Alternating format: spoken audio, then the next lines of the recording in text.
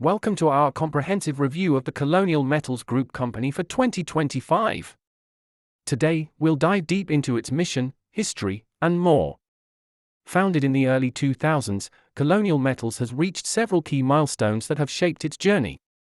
Colonial Metals offers a wide range of products, including metal fabrication and innovative materials that meet varied industry needs. In the current marketplace, Colonial Metals holds a strong position against competitors, thanks to its reliable quality and innovative approach. Sustainability is at the forefront of Colonial Metals operations, with initiatives aimed at reducing their carbon footprint.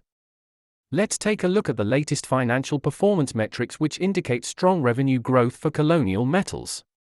Technological advancements are driving the future of Colonial Metals, with plans to innovate even further.